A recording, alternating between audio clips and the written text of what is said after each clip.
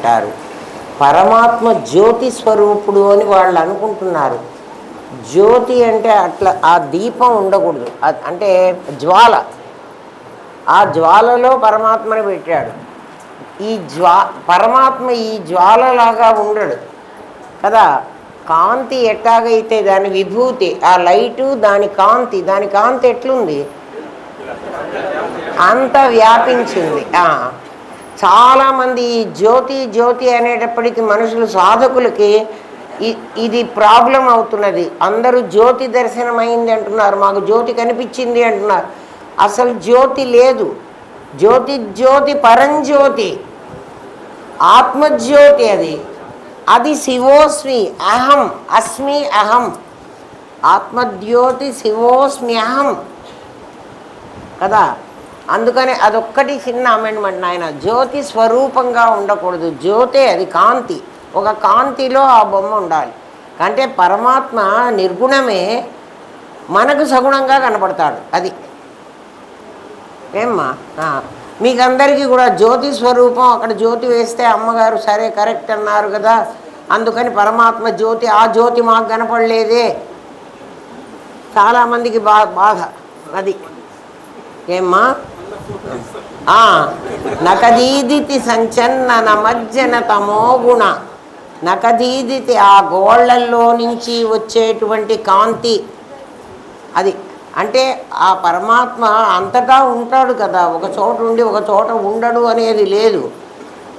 ఒకవేళ ఆ పరమాత్మే గనక రూపం ధరిస్తే, అంటే అది అస్థి అయితే కదా, సచ్చిత్తుడుగా ఉండకుండా అస్థి అయినాడనుకో, ఆ అస్థిలో నుంచి నఖములు వస్తాయి, ఆ నఖంలో నుంచి కాంతి వస్తుంది. ఆ కాంతి కిరణాలు మన మధ్యన తమోగుణ, తమస్సుని హరింపజేస్తాయి. తమస్సు అంటే మన అందరికీ అజ్ఞానం బాగా వ్యాపించి ఉంది.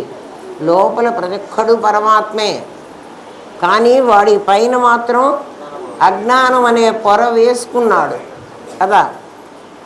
అందువల్ల వాడు కనపడటంలే. ఎందుకు అంటే మన ఇంట్లో సోఫాలు కుర్చీలు అన్నీ ఉన్నాయి కదా మన గదిలో, అవన్నీ ఎందుకు కనపడలే మనకి? చీకటి ఆవరించింది వాటిని కదా. ఇప్పుడు వెలుగు లైట్ వేసేసాం, లైట్ ఏం చేసిందంటే ఆ చీకటిని పోగొట్టింది, అంతేగాని వాటిని కనపడేట్టు చేయలే కదా. ఆ చీకటి పోయింది, చీకటి పోతే ఆటోమేటిక్గా కనపడుతుంది. అంటే మన వెలుగు అంటే లైట్ వేయగానే ఆ కాంతి వాటి మీద పడి వాటి ఆకారం పొంది, కాంతియే పొందిన ఆకారాన్ని నువ్వు చూస్తున్నావు. అర్థమైంది కదా. సోఫా నాకు కనిపించింది అంటున్నావు, సోఫా ఆకారంగా ఈ లైట్ వెలుగే పడింది.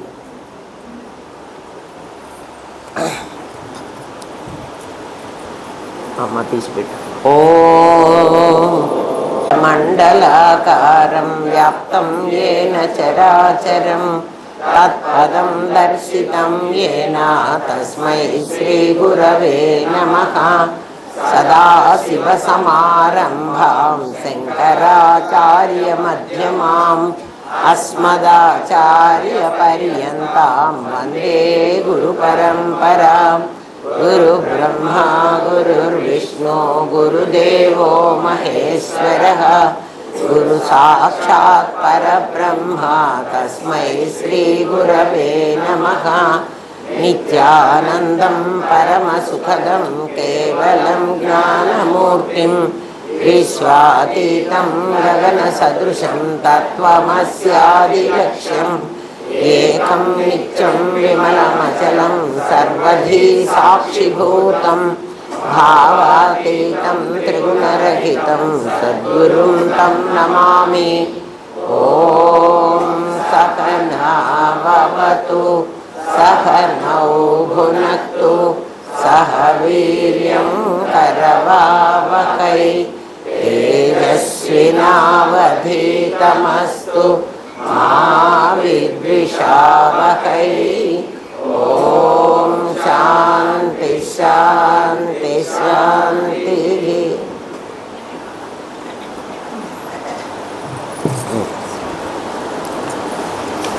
నిన్నటి వరకు మనం ఏం చెప్పుకున్నామంటే విశేషాలు విశేషాలతో పొత్తు పెట్టుకుంటే,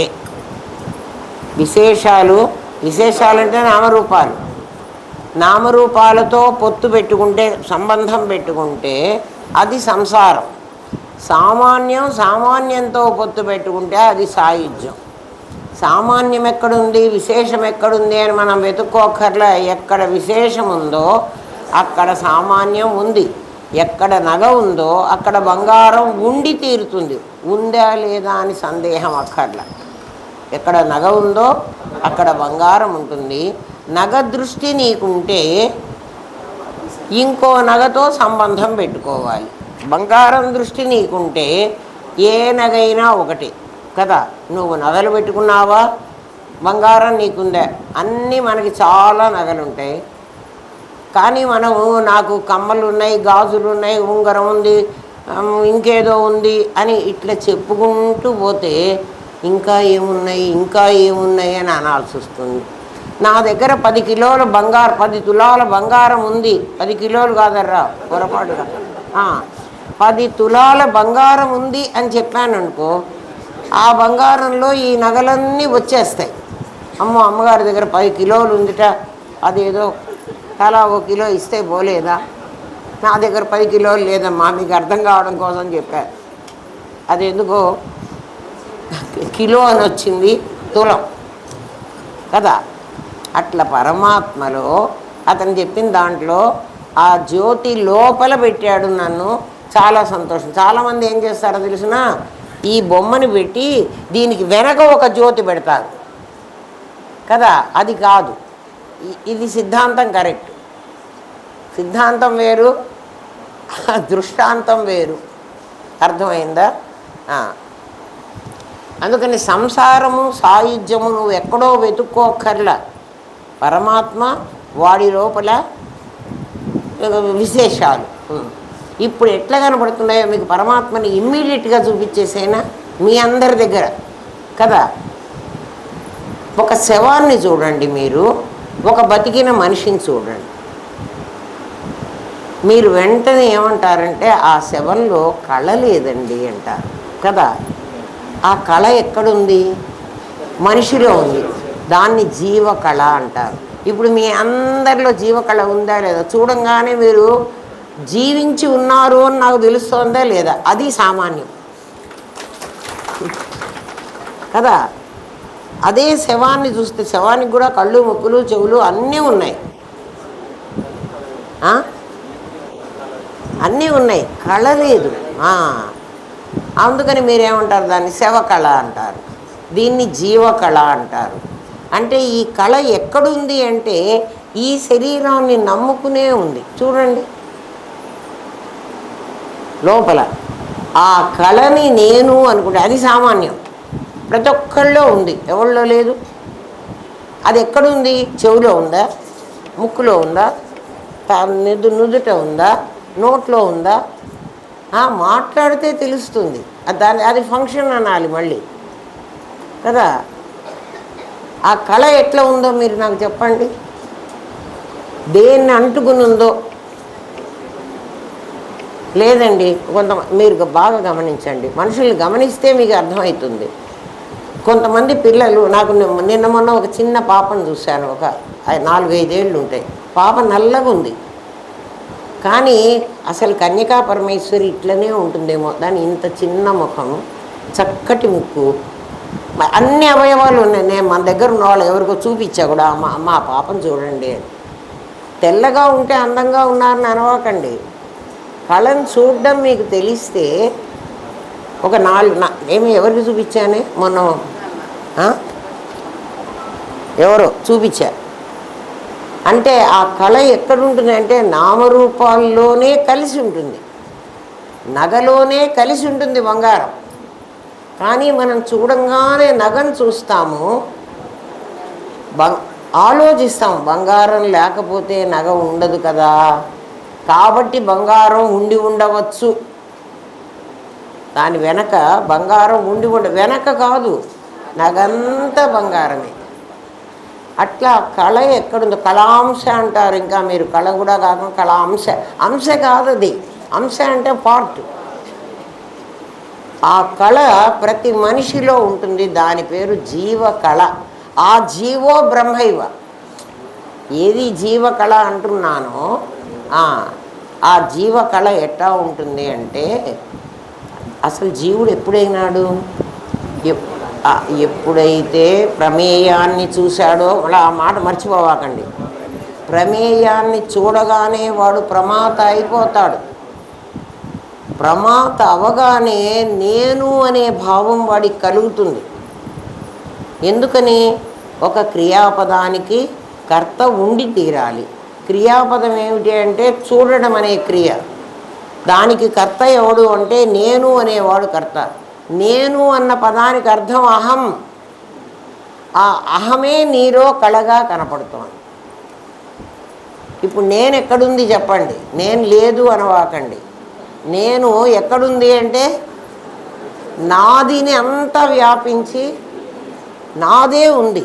చాలామంది తెలియకుండా నేను లోపలికి పోవటం లేదే. లోపలి ఎక్కడికి పోతావు? నేను అద్దం చూపించాను మీకు. అద్దం లోపల బొమ్మ ఉన్నట్టు కనపడుతుందే కానీ అద్దం లోపలికి బొమ్మ పోవడానికి వీల్లేదు. అట్లా ఈ సంసారం అంతా నీ లోపలికి పోవడానికి వీల్లేదు. లోపల ఏముంది? లోపల ఏముంది? సప్తవిధ ధాతువులు ఉన్నాయి. రక్తం ఉంది, మాంసం ఉంది, కక్కడు. అదే అందుకే కదా వెళ్ళి భార్యను కోసి చూశాట. ఏం కనపడలేదు. స్వామి నువ్వంతా అబద్ధాలు చెప్పావని వచ్చాడు మళ్ళీ బ్రహ్మంగారి దగ్గరికి. ఏమిట్రా నేను చెప్పిన అబద్ధం అంటే, నువ్వు లోపల ఉన్నాడు అన్నావు, నాకు ఆ లోపల కనపడలేదు. నీ లోపల అంటే ఏమిటి? నగ లోపల బంగారం ఉన్నట్లు అది లోపలుందా? ఆలోచించండిరా. అందుకనే మాట కూడా నీకు అర్థం కావాలి. మీకు అర్థమైందా అని మీ వెంట పడుతుంటా, అయినా అర్థమైనట్లే ఉంటారు. మళ్ళీ వీటిలో తప్పట వదిలేస్తుంటారు కదా. మీరే ఆలోచించండి. నగ లోపల బంగారం ఉంది అంటావా? నగ బంగారమే. కాబట్టి నీ నాది ఏదైతే ఉందో అదంతా నేనే కదా. ఆ నేను నీకు ఎలా కనపడుతోందంటే కళగా కనపడుతోంది. ఆ కళ ఏమిటంటే జీవ అంటే బతికున్నాను, చచ్చిపోయినాను అన్నది కళ కనపడదు. అందుకే ఆ కళ చూడటానికే డాక్టర్ ఏం చేస్తాడంటే, వాడు చచ్చిపోయినాడు అని చెప్పడానికి కళ్ళిట్లా తెరిచి చూసి లైట్ వేస్తాడు. లైట్ వేస్తే అర్థం ఏమిటి అంటే, మన బతికున్న వాళ్ళైతే సెన్సులో ఉన్నా లేకపోయినా లైట్ని మన గుడ్లు చూస్తాయి. అంటే ఆ లైట్ మీదికి ఈ కళ్ళు, మనం కళ్ళు మామూలుగా ఇట్లా పెట్టుకున్నాం కదా, అక్కడ ఒక వస్తువు ఉందనుకో, అప్పుడు వెంటనే నా కళ్ళు ఏంటి అటు చూస్తాయి. అంటే నా నల్లగుడ్డు మీకు కనపడుతుంది అక్కడ, అటువైపుకు తిరిగి. అక్కడ అంటే అక్కడికి పోయింది అనవాకండి. అమ్మో ఏం మాట్లాడాలన్నా నాకు కష్టంగా ఉంది. ఎందుకంటే మీరు లోపలికి పోవటం లేని చస్తున్నారు భయపడి. లోపల ఎక్కడికి పోతావు? నోట్లోకి పోతావా? ముద్ద మింగితే లోపలికి పోతుంది. ఆ లోపలికి పోయింది బయటికి వస్తుంది. నువ్వు ఎక్కడ లోపలికి పంపించినా బయటకు వస్తాయి.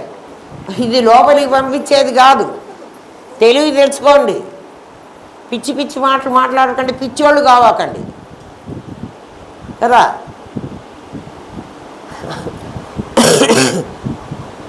దాన్ని అంటే ఎందుకు ఆ కళ్ళు అట్లా చూసి నీ ప్రమాత అయినావు అన్నమాట. నువ్వు ఇప్పుడు కదా ఏం చూసి ప్రమాత అయినావు? లైట్ చూసి. డాక్టర్ లైట్ వేస్తాడు నీ కళ్ళల్లో, అప్పుడు డెడ్ అని చెప్తాడు. He is dead. ఎందుకని? వాడు నేనున్నాను అని వాడు రెస్పాండ్ అవ్వలేదు కదా. అంతేగాని ఇంకా మీకు తెలియదేమో, శరీరం పట్టుకు చూడండి. మా గురుదేవులు మమ్మల్ని అట్లాగే పంపించేవాళ్ళు. పట్టుకొని చూడండి చచ్చిపోయిన వాడిని.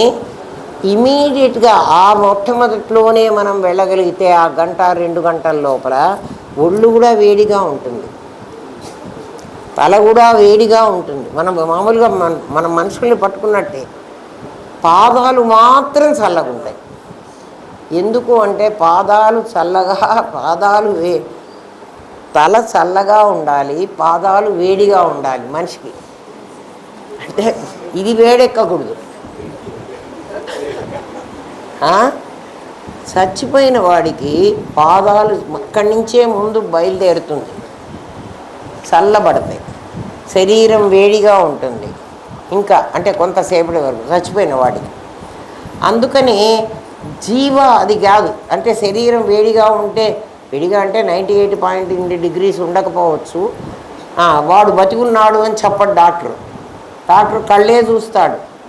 అంటే నేనున్నాను అనేటువంటి ఆ రెస్పాన్స్ ఎక్కడ వస్తుందో అప్పుడు వాడు ప్రమాత అయినాడు. ప్రమాత అయినాడంటే వాడు జీవ. ఆ జీవ ఉందా లేదా అంటే అప్పుడు చచ్చాడు అని చెప్తాడు. అర్థమైందా? అంతేగాని మనకై మనం అంటే అనుభవంతో చచ్చాడని డిక్లేర్ చేస్తారేమో నాకు తెలియదు. కానీ కళ ఎక్కడుంది, నేను ఎక్కడుంది? ఇన్నాళ్ళు మీకు ఏమిటంటే నేను లోపలుంది, నాది బయటికి వచ్చి కనబడుతోంది. ఆ లెవెల్లో అంతే చెప్తాం మేము, చెప్పం. ఎందుకంటే నేను ఎక్కడుంది ఇప్పుడు, నాది ఎక్కడుందో అక్కడంతా నేనుంది. అందుకని ఆ నేను ఏం మాట్లాడుతుందో చెప్పనా, నా గుండె. ఆ నేను అంటోంది గుండె దగ్గరున్న నేను, గుండె నాది కదా, గుండె దగ్గరున్న నేను నా గుండె, అది నేను క్లెయిమ్ చేస్తోంది. నా కాలు, నా చెయ్యి, నా కన్ను. ఆ నేను ఎక్కడుండి నా కాలు నా చెయ్యి అంటోంది? అది నఖశిఖ పర్యంతము ఉంది. అది ఎక్కడుంది అంటే బంగారంలో మెరుపు ఎక్కడుంది అని అడిగితే బంగారం అంతా మెరుపే ఉంటుంది కదా. ఆ మెరుపుని ఇంకా ఏం చేస్తున్నాడంటే చెక్కుడు చెక్కి ఆ మెరుపులోనే ఇట్లా ఒక చోట చెక్కుతాడు ఆ కంసలివాడు. ఆ చెక్కిన చోట ఆ మెరుపు నీకు ఇంకా ఎక్కువ కనపడుతోంది. బట్ మిగిలిన చోట ఆ మెరుపు లేదా? ఉంది.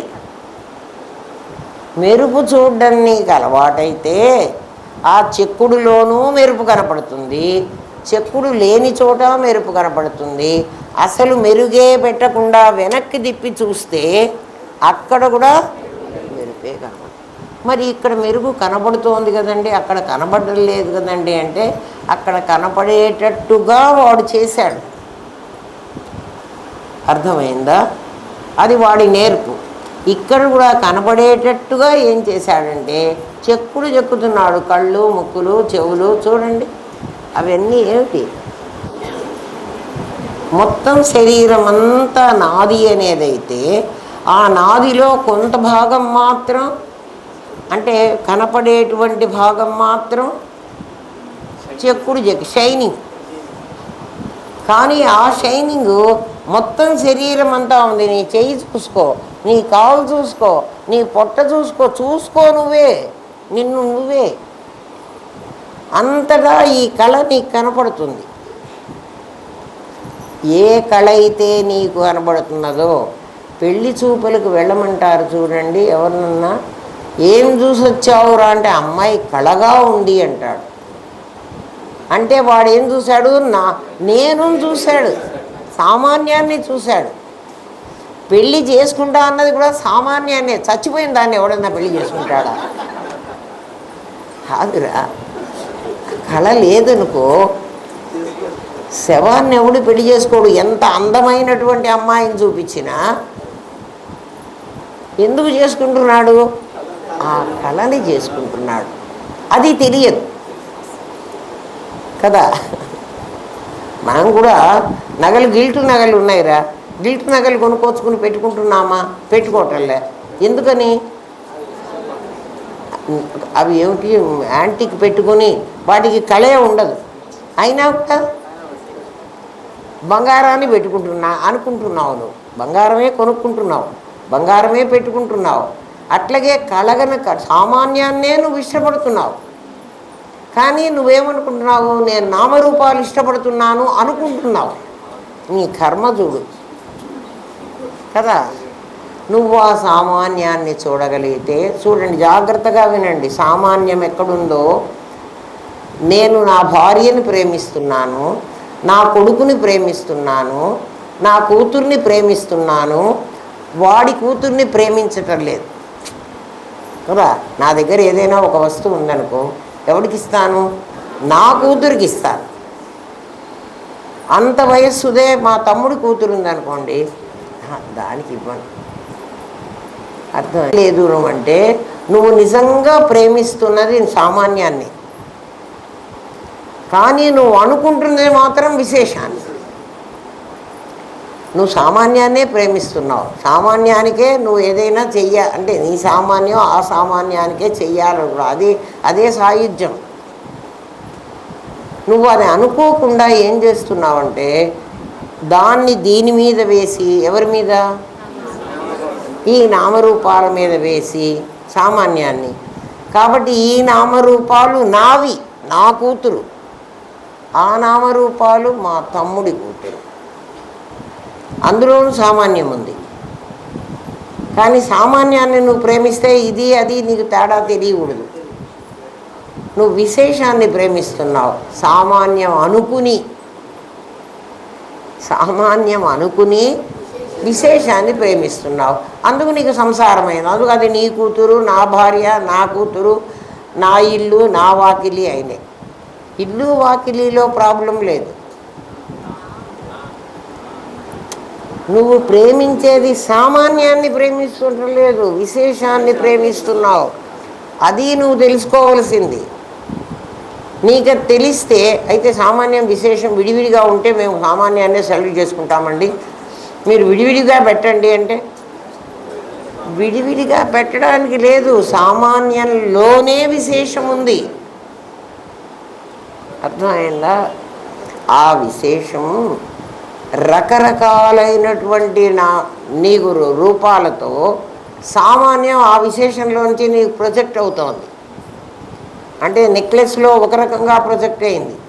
అదే నెక్లెస్ అంటే పెద్దది కాబట్టి చాలా బాగుంది. లేదు, చిన్న ముక్కు పుడక కూడా ఎంత కళగా ఉంది చూడండి. మరి చిన్నదేనే అంటే ఏం చేశాడు వాడు? అణోరణీయాం మహతో మహీయాం. ఇందులో చిన్నగా ఉండి అందులో పెద్దగా లేదు పరమాత్మ. సామాన్యమే పరమాత్మ. ఇందులో చిన్నగా ఉండి అందులో పెద్దగా ఉండడానికి వాడు చిన్నవాడు పెద్దవాడు కాదురా. చిన్నవాడిలో అంత కళే ఉంది. చిన్నవాడు ఏంటి అంటే చిన్నవాడు చిన్ననాది. చీమాదోమ చూడండి, చిన్న దోమ ఎంత చిన్నది కదా. ఆ చిన్న దోమ మన చెవి దగ్గరికి వచ్చి అరిచిందంటే ఎంత శబ్దం చేయగలదు? మరి దానిలో అంత శబ్దం చేసే శక్తి ఎక్కడి నుంచి వచ్చింది? అందులో కూడా ఆకాశం అనే భూతం ఉంది కదా. నీకు ప్రజ్ఞానం బ్రహ్మ అనే స్టేజ్లో ఇవన్నీ తెలుస్తాయి. మీరు ఏమీ కాకుండా ఊరికే కూర్చొని నేను చెప్పిన పాఠాలు విని ఏమీ అటువంటి సాధనే చెయ్యకుండా ఇంకా అమ్మగారే చెప్తారు ఏం చెప్పమంటారు? మీకు అర్థం కావాలి. ఇన్ని చెప్తున్నప్పుడు మీరు సాధన చేసుకోవాలి. అందుకని చెప్తున్నా ఇంత సంగతులు ఆలోచించండి. అణువు కంటే చాలా సూక్ష్మము, మహత్తు కంటే చాలా పెద్దది. అంటే ఈ ప్రపంచంలో పెద్దది అనుకున్న దానికంటే ఇంకా అంతకంటే పెద్దది లేదు కదా. అణువు కంటే చాలా చిన్నది. ఏదైనా ఒక చిన్నది ఒక పెద్దది ఒకటి అని చెప్పేటువంటి అధికారం ఎవరికన్నా ఉందా కదా. అది చిన్నది, ఇది పెద్దది. అంటే చిన్నదైతే చిన్నదిగా ఉండాలి, పెద్దదైతే పెద్దదిగా ఉండాలి. చిన్నదానిలోనూ అదే శక్తి ఉంది, పెద్దదానిలోనూ అదే శక్తి ఉంది. అది ఎట్లా ఉంటుందండి? ఉండడానికి వీల్లేదు నాయన. ఇంత పెద్ద బంగారు బిస్కెట్ ఉంది నా దగ్గర కదా. ఆ బంగారు ఇట్లా కోస్తున్నప్పుడు చిన్న రసను ముక్క ఉంది. ఇది అణువు, అది మహత్తు. కాసేపు అనుకోండి కదా. అది 10 తులాలు ఉండొచ్చు. బిస్కెట్టు బంగారమే, అది సాలిడ్ ఫామ్లోనే ఉంది. ఈ రసన్ కూడా సాలిడ్ ఫామ్లో, లిక్విడ్ ఫామ్ కాదు, అది సాలిడ్గానే ఉంది. కానీ ఇది చిన్నది అది పెద్దది రెండు ఒకటి అని నేను అంటుంటే మీరు ఒకటి ఎట్లా అవుతుంది అంటే మీ దృష్టిలో దీనికి వాల్యూ తక్కువ, దానికి వాల్యూ ఎక్కువ. వాల్యూ నువ్వు తయారు చేసింది, నువ్వు నిర్ణయించింది. చిన్న అణువు అది మిల్లీగ్రామ్ కూడా కాదు, ఇంకా ఇంకా ఇంకా ఎంతో చాలా తక్కువ ఉంటుంది. అందుకని దానికి తక్కువ రేటు కట్టావు, దీనికి మహత్తుకి పెద్ద రేటు కట్టావు. కానీ దానిలో ఉన్న కంటెంట్ దీనిలో ఉన్న కంటెంట్ సేమ్. అది నేను అనేది. వాల్యూ నీ బుద్ధి జనితమైంది, వస్తువు ఒరిజినల్ కదా, అర్థమవుతోందా? అందుకని పరమాత్మ అణోరణీయం మహతో మహీయం. ఆయన అణువు కంటే చాలా చిన్నవాడు. ఏది చిన్నదో కదా, పరమాణువు. అణువు కంటే చిన్నది ఇంకా పరమాణువు. ఎన్ని పరమాణువులో కలిస్తే ఒక అణువు అవుతుంది కదా. దాన్ని డివిజన్ చేయగలిగిన శక్తి నీకుంటే అందులో ఏముందో ఇందులో అదే ఉంది. అంటే పరమాత్మ ఎంత శక్తివంతుడో చిన్న యాటంలో కూడా అంత శక్తే ఉంది. అందుకే యాటం బాంబు హిరోషిమా నాగసాకి రెండింటిని కూడా నాశనం చేసి పారేసింది. 2 సిటీలను నాశనం చేసింది. ఏది? చిన్న అణువు. మరి అణువు వాల్యూ తక్కువ, మహత్తు వాల్యూ ఎక్కువ అన్నారు కదండి. మీ వాల్యూ మీరు సృష్టించింది. పదార్థంలో ఇది అది సేమ్. దీంట్లో ఎంత శక్తి ఉందో దాంట్లో అంతే శక్తి ఉంది. దాన్ని అదే 1,00,000 పొటెన్సీ అంటాడు హోమియోలో. పొటెన్సీ ఏం లేదు, ఇంకా ఇంకా డివిజన్ చేస్తూ చేస్తూ చేస్తూ వచ్చి దాని పొటెన్సీ పెరుగుతుంది. అట్లాగే పెరిగింది ఆటం. అదే అణువు, పరమాణువు. అణువు కూడా కాదు. అట్ట పరమాత్మ. అటువంటి పరమాణువులు మన శరీరంలో కొన్ని కోట్లు ఉన్నాయి. కొన్ని కోట్ల పరమాణువులు. మీరు వాటిని చూడాలంటే మీరు స్నానం చేసేటప్పుడు స్నానం చేస్తారు కదా, ఆ సోపు వేసుకుంటారు కదా శరీరానికి. అంటే ఆ డెడ్ సెల్స్ని ఆ సోప్ లాక్కొస్తుంది. ఆ డెడ్ సెల్ని మీరు నేను అనుకోండి, ఆ సోప్ని నాది అనుకోండి. కాసేపు అనుకోండి, మరి మీకు అర్థం కావాలంటే అనుకోవాలి కదా. అప్పుడు అది ఏమవుతుందంటే ఒక నేనుని ఒక నాది కలిసి ఉన్నాయి. అవి రెండు కలిసి మీరు నీళ్లు పోసుకుంటున్నప్పుడు ఆ తూము దగ్గర చూడండి, ఇంత సోపే వెళుతుందా వెళ్ళదా? అందులో ఏముంది? నువ్వు బాత్రూంలో స్నానం చేస్తూ సాధన చేస్తున్నావు, ఆలోచించు. అవి పరమాణువులు. మన శరీరంలో చిన్న చిన్న సెల్స్ అంటారు వాటిని, అవి ఉన్నాయి. వాటిని ఆ డెడ్ సెల్స్ని మాత్రమే ఈ సోప్ తీసుకొస్తోంది. అవి రెండు ఎట్లా కలిసి ఉన్నాయో నేను నాది అట్లా కలిసి ఉన్నాయి. ఇప్పుడు అర్థం చేసుకుంటారా? ఏమంటారా? వినండి. అందుకని ఒక్క సెంటెన్స్లో ఎంతు పెట్టుకుంటే నీకు అక్కడ విశేషమే కనపడుతుంది. చూడండి, నువ్వు బాత్రూంలో చూస్తున్నప్పుడు సోపే కనపడుతుంది కానీ ఆ సెల్స్ కనపడవా అండి? కనపడతాయి. చూడండి, నల్లగా కనపడుతుంది. సోపు నీ దగ్గర ఉన్నప్పుడు తెల్లగా ఉంది. అక్కడ అది వెళ్ళిపోయేదాన్ని చూడు.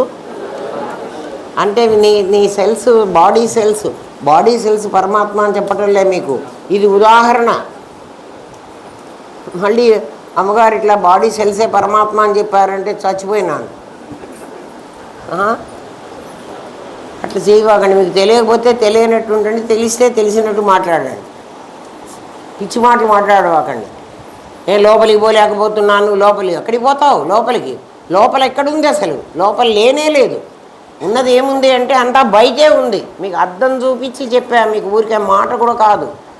అద్దం లోపలికి వస్తువులు పోవడానికి వీల్లేదు. అవి ఎక్కడుంటాయి? అద్దం బయట ఉంటాయి. నీకు లోపల ఉన్నట్టు కనబడుతున్నాయి. నీ కళ ఎక్కడుంది? నీ లోపల ఉంది. అది బయట ఉన్నట్టు కనపడుతోంది. అది మాయా అని చెప్తే మళ్ళీ నే లోపలికి పోలేదంటే ఎట్లా పోతావు? అర్థం చేసుకోండిరా. బ్రహ్మ విద్య అట్లా పిచ్చి పిచ్చిగా వంట పట్టదు.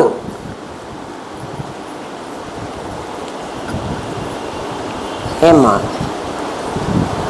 విశేషాలతో పొత్తు పెట్టుకుంటే సంసారం, సామాన్యంతో పొత్తు పెట్టుకుంటే అదే సాయుధ్యం. అందుకని సన్యాసం పుచ్చుకోమని మన శాస్త్రం చెప్పలేదు. ఎవడికి సన్యాసం పుచ్చుకోమందంటే నాకు నిన్న కూడా ఎవరో వచ్చి, అమ్మ మీరు రెండూ చేయగలిగారు కానీ మేము రెండూ చేయలేమమ్మా అని. ఎందుకు చేయలేవు? కారు నడుపుతున్నవాడు నాతో మాట్లాడుతూ ఉంటాడు, పక్కన సీట్లో ఎదురు చూస్తూ ఉంటాడు, పైన వర్షం పడుతూ ఉంటే వైపర్స్ వేసుకొని అవి తిరుగుతూనే అడ్డం వస్తూ ఉంటాయి మాట ముందు, అయినా రోడ్డు వాడికి కనపడటం లేదా? ఏమైనాడు వాడన్ని పనులు చేయగలుగుతున్నప్పుడు ఒకటి ఆఫ్టర్ ఆల్ డ్రైవర్.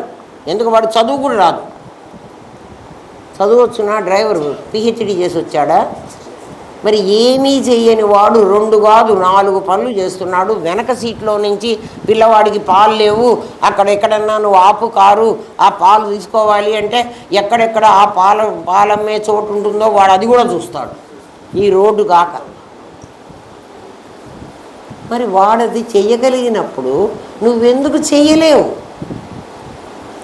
నువ్వెందుకు చెయ్యలేవు అంటే నీ కాన్సన్ట్రేషన్ కేవలం విశేషాల మీద ఉంది కదా. వాడి కాన్సన్ట్రేషన్, డ్రైవర్ కాన్సన్ట్రేషన్ ఎక్కడుంది? రోడ్డు మీద ఉంది. ఎన్ని పనులు చేస్తున్నా వాడికి అది మెయిన్. అట్లా అని ఈ పనులు మానుకోడు, దేనికి తీసుకుపోయి కొట్టి పారేడు. మరి డ్రైవర్ పనులు చేయడా? నేను డ్రైవ్ చేస్తున్నాను, మీరెవ్వరు మాట్లాడకూడదు, నోరు మూసుకుని పడి ఉండండి అని అంటాడా? వాడే మేము పాటలు పెట్టుకొని వింటుంటాడు, వాడు మ్యూజిక్ని ఎంజాయ్ చేస్తుంటాడు కదా. ఆలోచించండి రా. మరి నేను ఎందుకు చెయ్యలేను అని నువ్వు అనుకుంటున్నావు? ఒక ఏమీ చదువురాని డ్రైవరే వాడు కేవలం డ్రైవింగ్ అనేటువంటి ట్రైనింగ్ పొందాడు. వాడు ఆటోమేటిక్గా నీతో మాట్లాడుతూనే ఉంటాడు, వేరే కథలు చెప్తూ ఉంటాడు, డ్రైవ్ చేస్తున్నాడు కదరా, వాడేమో యాక్సిడెంట్లు చేయటం లేదే. మరి నీవు కూడా నీ ఎయిమ్ ఇది పెట్టుకో, పరమాత్మను తెలుసుకోవడం అనేది. పరమాత్మనట ఇంతమంది శాస్త్రం చెప్తున్నది, ఇంతమంది గురువులు చెప్తున్నారు, నేను ఎందుకు పరమాత్మని కాకుండా పోయినాను? నేనొక్కడిని కాకపోతే, నేను పరమాత్మని కాకపోతే పరమాత్మ లేని చోటు నాకు ఒకటి దొరుకుతుంది, అంతే కదా. అంతటా ఉన్నాను అన్న ఆయన పేరు ఆయన నిలబెట్టుకోవడానికి వీల్లేదు, నాలో ఒక్క చోటు లేకపోతే. కాబట్టి నాలో ఖచ్చితంగా ఉండి ఉంటాడు. ఎందుకంటే బంగారం నా లోపల లేదు అని ముక్కుపడక అన్నదంటే ముక్కుపడక ఉండడానికి వీల్లేదు, అవునా కాదా? నా లోపల లేదు అని ముక్కుపడక అన్నది అంటే ముక్కుపడక ఉండడానికి వీల్లేదు. అంటే ముక్కుపడక ఏమిటి? నాది. ముక్కుపడక నాది, నేను లేకపోతే నాది ఉండడానికి వీల్లేదు కదా. నేను బంగారాన్ని అనుకోకుండా నేను ముక్కుపడకనే అనుకుంటే నువ్వు ముక్కుపడకగానే ఉంటావు. అరే అది లేకుండా, సామాన్యం లేకుండా విశేషం ఉండడానికి వీల్లేదు అని తెలిసిన తర్వాత నేను విశేషాలతో పొత్తు పెట్టుకున్నా. తెలిసిన తర్వాత అయినా నేను విశేషాలతో పొత్తు పెట్టుకోకూడదు.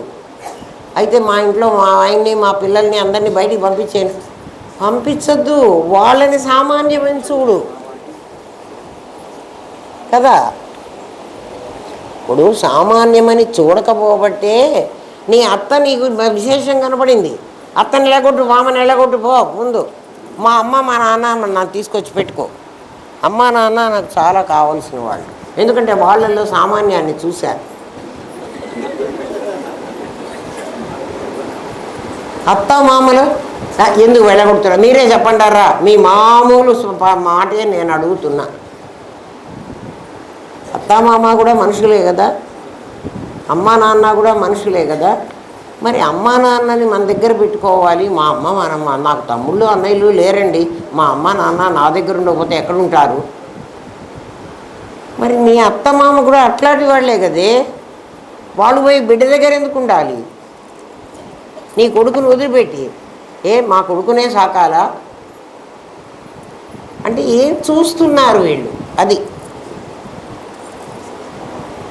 విశేషాన్ని చూస్తే విశేషాల్లో నీకు డిఫరెన్స్ తెలుస్తుంది.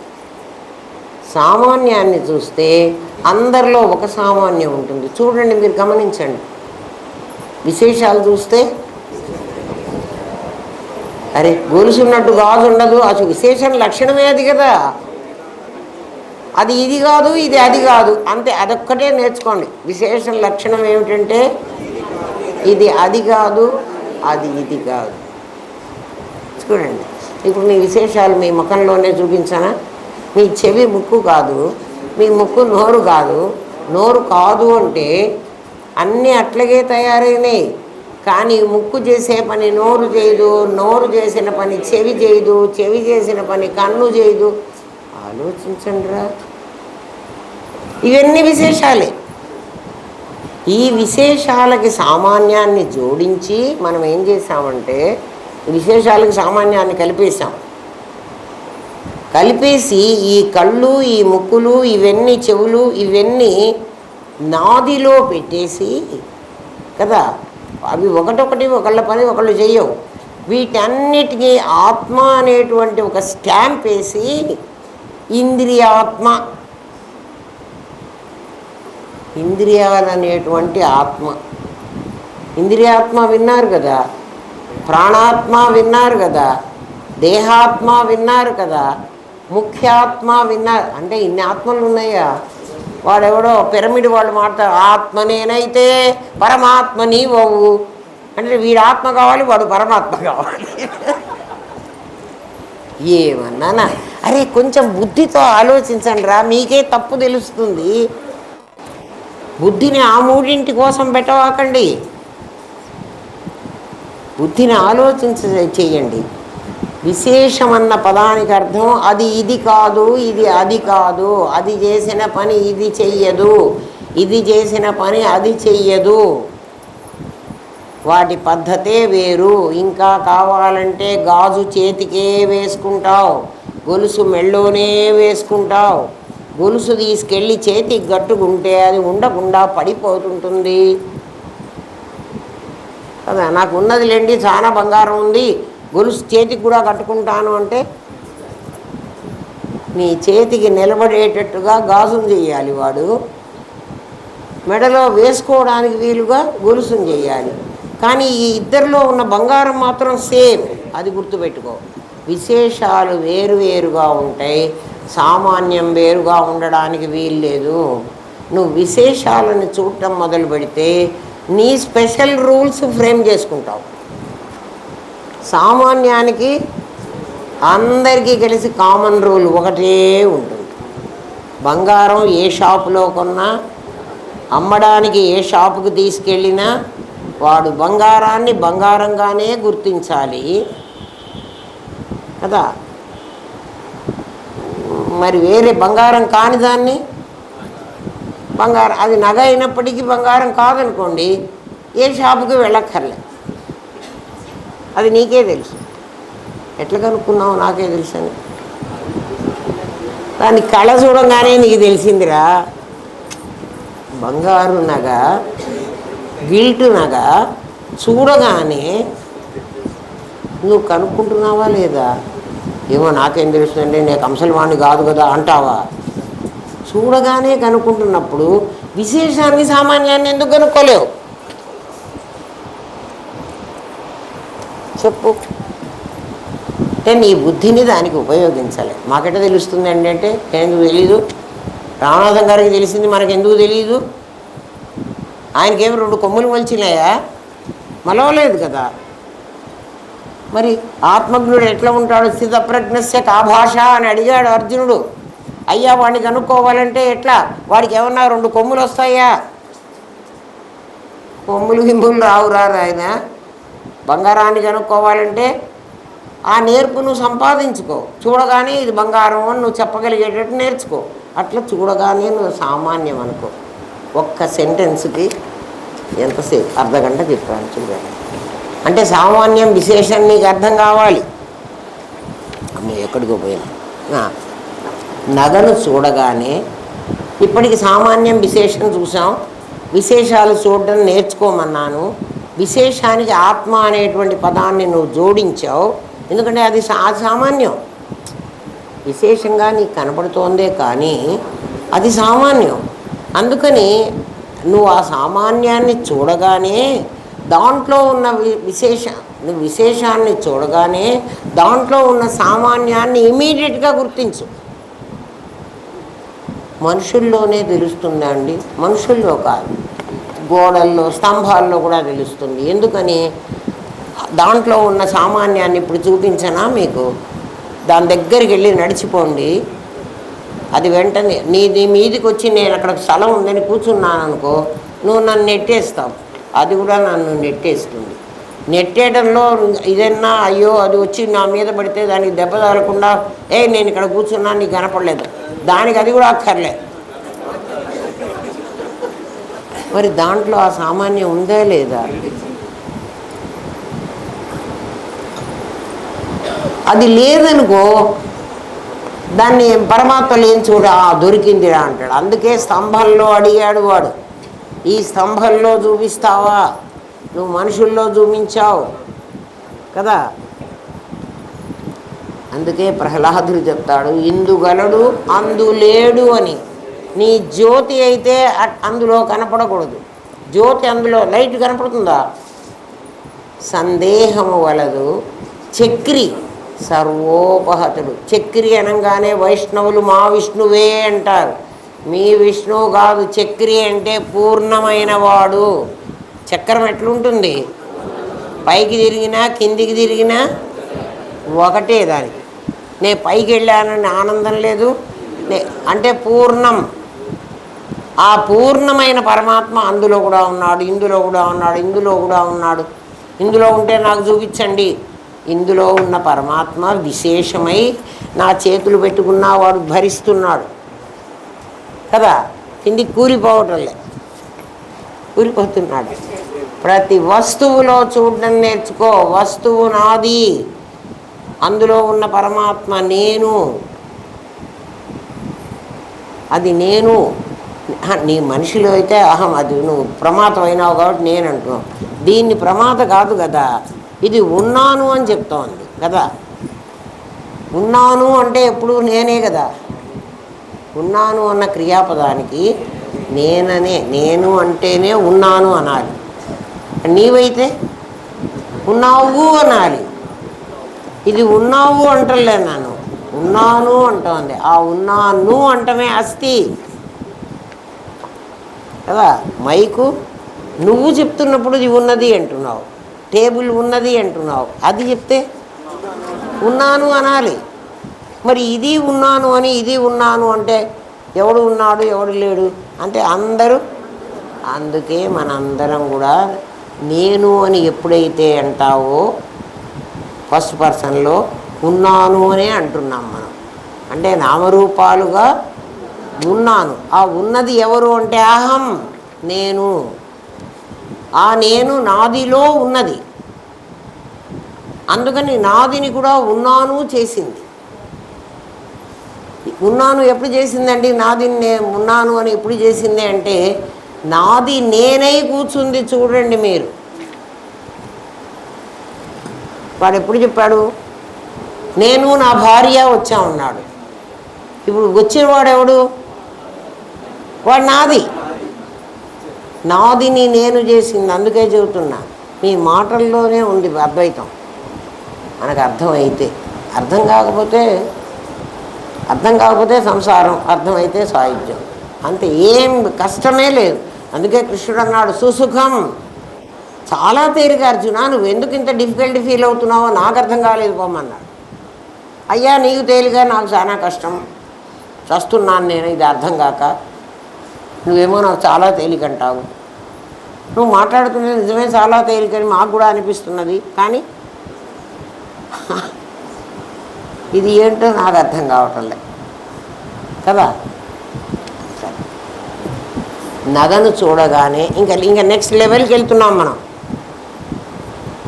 కదా. ఈ లెవెల్ నుంచి ఫౌండేషన్ గట్టిగా వేసుకున్నాం కాబట్టి పై లెవెల్కి తీసుకెళ్తా. వినండి, నీకు బంగారం గుర్తుకొస్తుంది కదా. ఏదైనా ఒక వస్తువుని అన్నేన సౌమ్య శృంగేన ఆపోమూలం అన్వీక్ష అన్నాడు కదా. ఆహారాన్ని చూడగానే నువ్వు దాని శృంగాన్ని చూసి దాని కొసభాగాన్ని చూస్తే, అంటే మట్టి కొసభాగం ఏమిటి? నీళ్లు. నీళ్ళకి చివరి భాగం ఏమిటి? అగ్ని. అట్లా వాళ్ళు ఒక్క మాటే చెబుతారు, అన్నేన సౌమ్య శృంగేన ఆపో మూలం అన్విక్ష. అన్విక్ష వెతుక్కో, వెతుకుడి దొరుకును అన్నాడు క్రీస్తు కూడా. వెతుక్కోమన్నాడు, వెతుక్కుంటే దొరుకుతుంది. నీకేం దొరకాలో చెప్తున్నాడు. నగను చూడగానే, ఇంతకుముందు ఏమన్నావు? నగ బంగారం అన్నావు. బంగారం అని నీకు అర్థమైంది, అది సామాన్యం అని అర్థమైంది.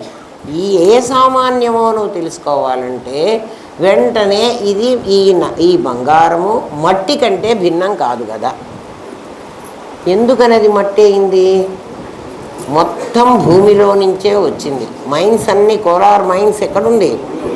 భూమిలోనే దొరుకుతాయి. ఐరన్ ఓర్ కూడా నీకు భూమిలోనే ఉంది కదా. ఈ పెట్రోలు అవన్నీ కూడా భూమిలో, అంటే ఆ జలంలోనే ఉన్నాయి. అక్కడ వాళ్ళకి పెట్రోల్ వస్తున్నది ఇట్లా. అందుకని నగను చూడగానే బంగారం గుర్తొచ్చినట్లు, బంగారాన్ని చూడగానే, ఇంకా కాస్త పైకి వస్తున్నావు నువ్వు, బంగారాన్ని చూడగానే ఇది మట్టి కదా. ఇది మట్టి అంటే ఏమిటి? ఇది అందుకే రామకృష్ణ పరమహంస చెప్తాడు, బంగారాన్ని మట్టిని ఒకే రకంగా భావిస్తాడు జ్ఞాని అని. ఆయన పాఠం చెప్పినప్పుడు విన్నారట వీళ్ళందరూ. అందులో ఒక శిష్యుడికి అనుమానం వచ్చిందట, గురువుగారు బంగారం మట్టి ఒకటే అంటున్నారు, నిజంగా బంగారం మట్టి ఒకటే ఉంటుందా అని. ఆయన ఏం చేశారంటే, బంగారపు బిళ్ళలు అప్పట్లో రాణి మార్కు రూపాయలని వచ్చేవి. ఆ రూపాయలు బంగారంతోనే ఉండేవి. రాణిగారి మార్కు ఉండేది ఆ రూపాయల మీద. ఇప్పటికి కూడా ఎవరో గొప్పవాళ్ళ ఇళ్ళలో 1-2 ఉంటాయి అనుకుంటాను. అంటే తులం బంగారం 1 రూపాయి, రూపాయి బిళ్ళ 1 తులం బంగారం, దాని మీద రాణి విక్టోరియా మహారాణి బొమ్మ ఉంటుంది. అటువంటివి కొన్ని తెచ్చి ఆయన పరుపు దిండు కింద, పరుపో దిండో మరి శిష్యులే పక్కన వేసేవాళ్ళు కదా, దాని కింద పెట్టేశాడు. పాపం అటు ఇటు పడి పొర్లుతున్నట్ట. గురువుగారు నిద్ర రావటం లేదు. ఒరే నాకేమో నిద్ర రావటం లేదురా, ఎందుకో ఏమో అయిందిరా అని అన్నారు. ఒక అర్ధరాత్రి 1 గంట 2 గంటల దాకా, అంటే ఆ బంగారు నాణేలు దాని కింద పెట్టేశారు వాళ్ళు. టెస్ట్ చేద్దాం గురువుగారిని అని. గురువుగారిని టెస్ట్ చేసే శిష్యులు కూడా ఉంటారులే, పనికి మాలిన వాళ్ళు. ఆయనకి నిద్ర రాలేదుట. నిద్ర రాకుండా ఒక 1 గంట 2 గంటలప్పుడు ఆయన లేచి మంచం మీద నుంచి ఆ దుప్పటంతా తీసి, ఊరి నా దగ్గర ఎందుకురా ఇట్లా చెత్త చెదారం అంతా నా మంచం మీద పెట్టారు అని దాన్ని విదల చెట్ల పడేశారు. పడేసి ఆయన పడుకున్నారు. ఆ బంగారు నాణేయాలని కింద పడేసి. శిష్యులు తెల్లవారు లేచి, అరే గురువుగారికి బంగారం అని తెలియదు, ఆయనకి బంగారం ఎట్లుంటుందో కూడా తెలియదు, అందుకని పారేశారు. మనకైతే బంగారం కనపడంగానే ఏం చేస్తాం, అంతే కదా. ఆయన మంచం మించి విదల్చి పడేశారు. ఇంకొకసారి ఏం చేశారంటే,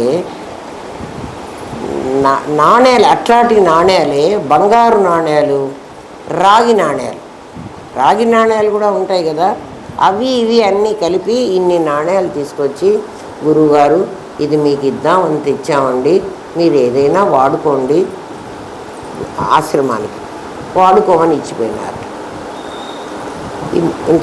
ఇంత కుండ నిండా బంగారు నాణేలు ప్లస్ అందులో రాగి నాణేలు కూడా ఉన్నాయి.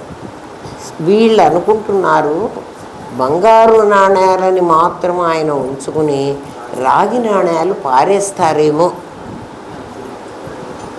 ఆయన ఆ గంగా నది తీరానికి స్నానానికి వెళుతూ, ఆ హుగ్లీ నది అంటారు కదా, అక్కడ గంగని హుగ్లీ అంటారు. ఆ ఒక్కొక్క రాయి ఒక్కొక్క దాన్ని తీసి దారిలో ఇట్లా పడేసుకుంటూ పోతున్నారు. అంటే కుండలో నుంచి తీస్తున్నది అది రాగి నాణ్యమా, అది బంగారు నాణ్యమా ఆయనకు అక్కర్ల. అందుకే భావగురువు, ఎవరన్నా గురువు లేని వాడికి భావగురువుగా రామకృష్ణ పరమహంసని పెట్టుకోమంటారు. ఇళ్ళలో రాముడెవండో ఎవడట, శ్రీకృష్ణుండో ఎవ్వాడే, భూస్థలి జన్మించసుడి మహాకరుణ శ్రద్ధన్ రామకృష్ణాఖ్యనన్ పలుకుల్ పలికిన బ్రహ్మతేజుడవు దేవా నిన్నెరుంగన్ సుర్రల్ తల క్రిందై తపమాచరింతురు మహాత్మా రామకృష్ణ ప్రభు. రామకృష్ణ పరమహంస అంత గొప్పవాడు. గురువు దొరకకపోతే, గురువు లేకపోతే, గురువు లేకుండా నాకు విద్య వచ్చిందంటే అది తప్పు. ఎవ్వడికి రాదు అసలు. నాకు గురువు లేదు, గుండ్లు లేదు అని చెప్తే తప్పు. రామకృష్ణ పరమహంసని భావగురువుగా పెట్టుకుంటారు. అయ్యా నాకు గురువు దొరకలేదు, నువ్వు నాకు ఏ విధంగా నాకు ఈ బ్రహ్మ విద్యను బోధిస్తావో చెప్పమని అడిగితే ఆయన బోధిస్తాడట, గురువుని పంపిస్తాడు నీ దగ్గరికి. అంత గొప్పవాడు ఏమ్మా. అందుకని మట్టి బంగారం ఒకటే. ఎందుకుని ఒకటే అంటే కార్యకారణ సంబంధం నీకు చెప్పాను కదా. కార్యకారణ సంబంధంలో బంగారం కార్యమైతే దాని పూర్వరూపం కారణం. దాని పూర్వరూపం ఏమిటి? మట్టి. తట్టలతో తీసుకొస్తారు, కూరారు గనికి వెళ్ళి చూడండి కావాలంటే. అయితే అది మట్టి బంగారం కలిసి ఉంటుంది. దాన్ని అంతా వేరు చేసి బంగారాన్ని శుద్ధి చేయటం అంటారు దాన్ని. అభ్రకం అన్నీ అంతే ఎలాంటివే, అన్నీ గనుల్లో దొరికేవే. అంటే మట్టి యొక్క ఒక రూపాంతరం కదా.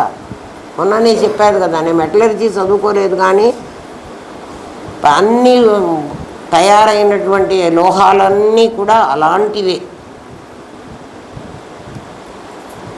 ఎప్పుడైతే నగ చూడగానే ఇది బంగారము అని తెలిసి వెంటనే ఇది మట్టి కదా అని నీకు అనిపించిందో, మట్టి ఎప్పుడూ ఉండడానికి వీలు లేదు కదా.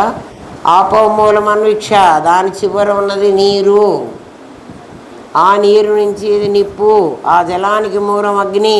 అలా వెనక్కు వెళితే, వెనక్కు వెళ్ళమన్నారు, లోపలికి వెళ్ళమనిలే కదా. వెనక్కు వెళితే ఏమ్మా ఆకాశం దాకా నువ్వు వెళ్ళగలవు మామూలు కామన్ నీకున్న నాలెడ్జ్తో.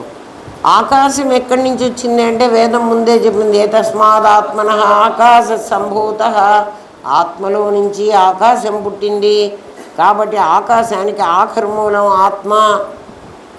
అది ఎట్లుంటుందో నీకు అక్కర్లే, నువ్వు ఇట్లా వెతుక్కుంటూ వెళ్ళి. ఒకే నీవు ఎవరి కోసం కొంటానన్నావు, వారు షాప్కి వెళ్ళావు, బంగారం నగ కనిపించింది కొంటానన్నావు కదా, ఎవరి కోసం? నా కూతురు కోసం. ఆ కూతురు, ఆ కొనబడే నగ ఏమ్మా నీవు, కొంటానన్న నీవు, కొనాల్సిన నగ ఎవరి కోసం కొంటున్నావో ఆ వ్యక్తి. ఈ ముగ్గురు ఏమవుతారా? ముగ్గురు నాదులే అవుతారు, నామరూపాలే కదా. ఆ నామరూపాల్లో ఇందాక నువ్వు ఎట్లా అయితే బంగారంలో మట్టిని చూసావో, మట్టిలో నీళ్ళని చూసావో, నీళ్లలో నిప్పుని చూసావో, నిప్పులో అసలు టైం చాలదురా సాధన చేసుకోవడానికి.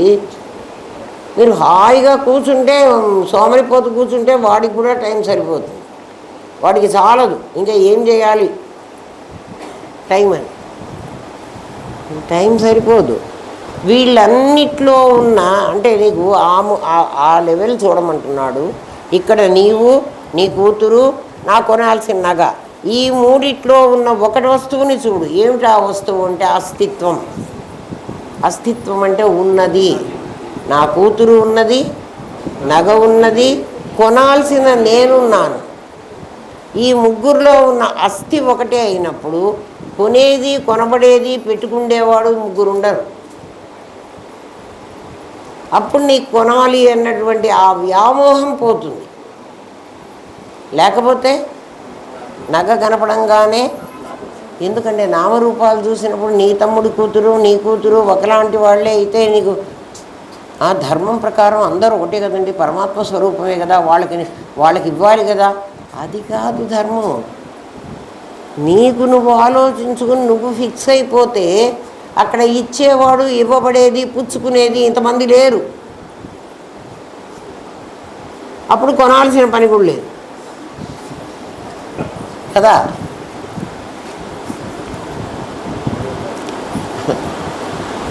దైవీ కేశాగుణమయీ మమ మాయా దురచ్చయ, నా మాయ చాలా గొప్పదిరా నాయన, నీలాంటి వాడికి అది అంతుబట్టదు. అయితే ఎటువంటిది నా మాయ అంటే, మామేవ ఏ ప్రపద్యంతే మాయామేతాంతరంతితే, నన్ను శరణు అను, నువ్వు మాయను నువ్వు దాటగలవు.